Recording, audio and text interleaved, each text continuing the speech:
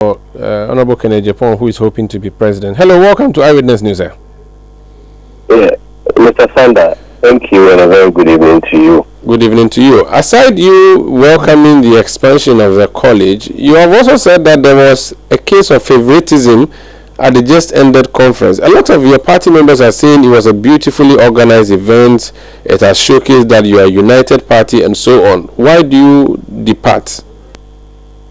Mr. Sander, I perfectly agree with those who have described the conference in that regard. Indeed, it was a very colorful event in terms of security arrangement, very spot on, how enthusiastic the delegates were.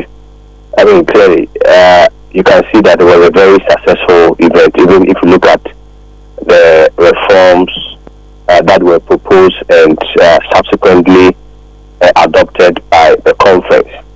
And so, yes, I do agree, and even if you ask me, I want to grade ourselves as a party about 99%, except to also add that when you successfully organize an event, you should also not necessarily be dismissive about feedbacks that comes from the same constituents or the same delegates. Concerns have come up, of course, not necessarily being raised by Kwarteng or the camp I represent, but I happen to be there, and the feedback that we also picked, we are of the view that if it's also factored in future decision makings, I'm sure it's going to also strengthen the party at the end of the day. And that is with regards to how people felt that certain persons or individuals were overly and intentionally projected to create a picture and some form of atmosphere to give an impression as though he's having the whole delegate endorsement or support. Of course, I must also hasten to add that if we look at, for instance, the person of our former Vice President, Dr. Bawumia, for instance, I mean, we acknowledge the fact that he was our former Vice President, and for that matter, he should be accorded with the necessary respect, privileges, and courtesies that should be accrued to him. But in the same vein, in the spirit of building party unity, strengthening the party, people have also raised concern that we should also not be seen to be so intentional about promoting, especially when we know that he has ambitions of running again for the flag bearership, and other people or other party faithful also have similar ambitions. If you look at the fact that he was taking around the whole stadium to wave at the crowd, and at some point we have to play music for all of them to rise up, and signals were given to them to wave and all those things. I mean, it could have been avoided, or even better, done in a better way, where probably would have invited the whole party, National Executives Committee, even including other aspirants and other senior members of the party to have joined him.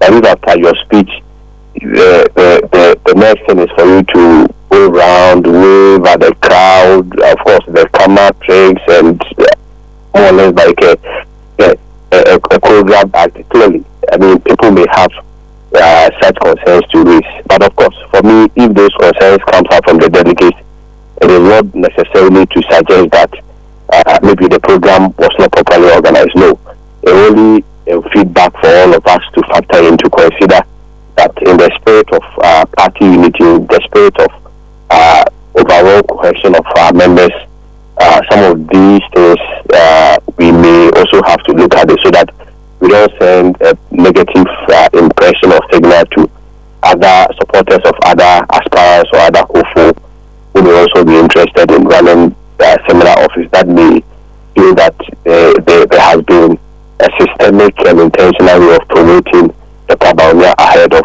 the other aspirants. I think these concerns, for me, should be looked in and taken in good faith. I see. But the argument has been made that he was the vice president. In fact, at that event, he was the most senior member in reference to political power, because Nana Addo Dankwa Akufo-Addo, the former president, was not there. John Ejikun Kufuor, the former president, was not there. The only person who was there, who has sat at the presidency, was Dr. Mahmoud Bawumia, and you ought to have accorded him that respect. And that is why what happened, and that has nothing to do with his flag bearership campaign. Omar, I don't think that has been in dispute at all. And what is really the first point that I made, that considering his status in the party, getting those privileges and courtesies ordinarily automatically accrues to him.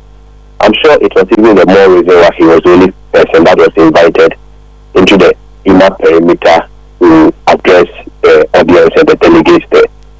But the subsequent to that, the events that unfolded, where even after he had given his speech, received an applause from the crowd, that had to move through the whole stadium in that campaign mode, obviously did not also sit well with some delegates. And I mean, opinions are like noses. At the end of the day, it's just feedback that are coming up. That is why people like us also realize that those were the feedback that we picked from some of the delegates. They could have also even done it with the whole party structures and some senior members of the party. Nothing prevented that. But what would be the locus of your candidate, for instance, if he were to be part of that tour, maybe on his horse? What would be his locus, really? I don't think this has anything to do with, for instance, Kennedy Dapo. It has more to do with the impression that we are sending out. Recall that in the last 2023 primaries, undeniably and unarguably, most of the national executive officers that were expected to be neutral were openly seen campaigning for him.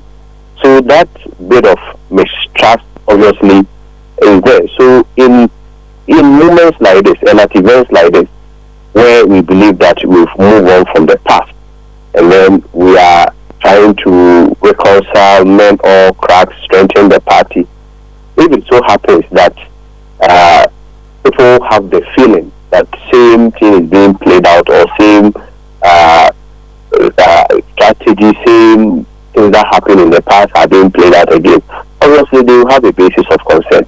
It is even the more reason why it was even an opportunity for the organizers of the program or the event to have reinforced the trust and the confidence that our delegates and the party reposes in them, so that indeed they will believe that yes, in this circumstance and especially at this particular time, they are indeed going to be neutral arbiters. Okay. And of course play that refereeing role, and whoever wins flag bearership at the end of the day, all of us comes together and support him. Very well. There is a basis to that. There is a precedent where people have had those feelings, which indeed have been confirmed by some conduct of some leadership or those in authority. And so when you don't give more fuel to those speculations and those assumptions and those fears that had already happened in the past. Thank you so much for speaking to us. Yes, very well, very well. That's Kwasi Kwarteng. He speaks for the Honorable Kennedy Japan, who is seeking to be flag bearer of the MPP. Forgive me. Let me go to the other line.